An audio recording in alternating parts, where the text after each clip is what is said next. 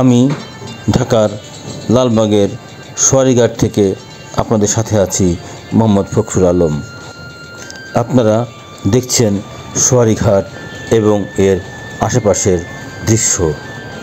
আমরা দেখছি এর আশেপাশে বেশ কিছু নৌকা এবং কয়েকটি লঞ্চ নোঙর করা আছে।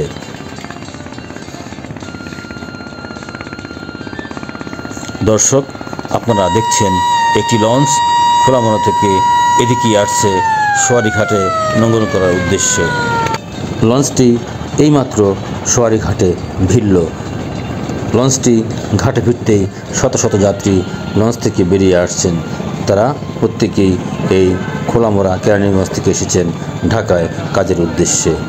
প্রতিদিনই এইভাবে শত শত লোক যাতায়াত করে সোয়ারিঘাট দিয়ে, কারণ এই পথে নৌকা এবং ট্রলার যোগে যাতায়াত বা পারাপার বেশ ঝুঁকিপূর্ণ, কারণ প্রায় এই পথে নৌকাডুবি হয় এবং মানুষের প্রাণহানিও ঘটে।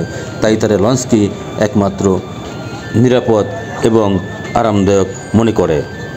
তারা প্রত্যেককেই এই সোয়ারিঘাট নেমে কাজের উদ্দেশ্যে ঢাকা যাচ্ছেন।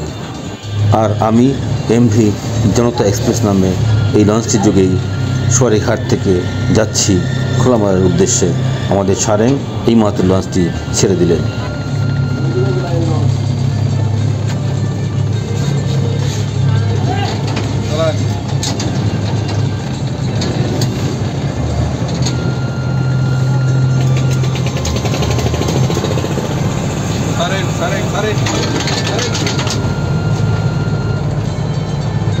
লঞ্চ যখন নদীর মধ্যে, তখন এক অন্যরকম ভালো লাগা কাজ করছে।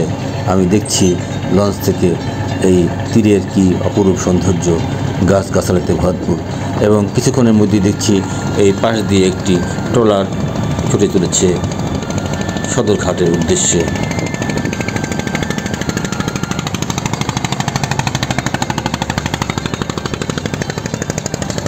আরও একটি ট্রলারকে দেখতে পাচ্ছি, একদম দুপাশে যাত্রীতে ভরপুর।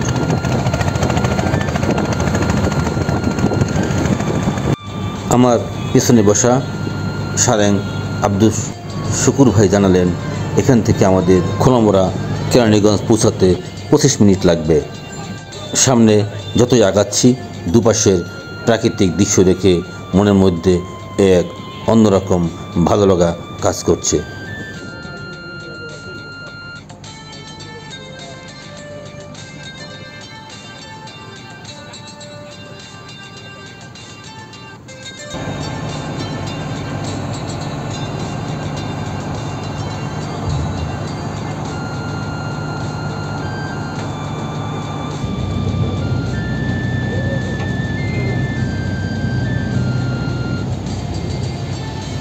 আপনারা দেখতে পাচ্ছেন পাশ দিয়ে ছুটে যাচ্ছে দুটি ছোট আকৃতির মালবাহী নৌযান।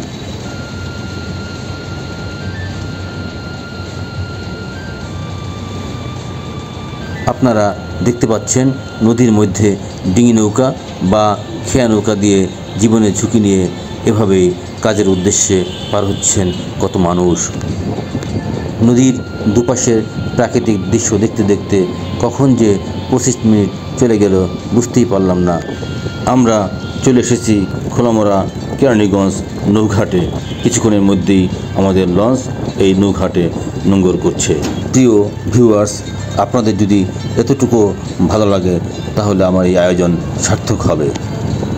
আবারও দেখা হবে অন্য কোনো জায়গায়, অন্য কোনো স্থানে। সকলকে ধন্যবাদ।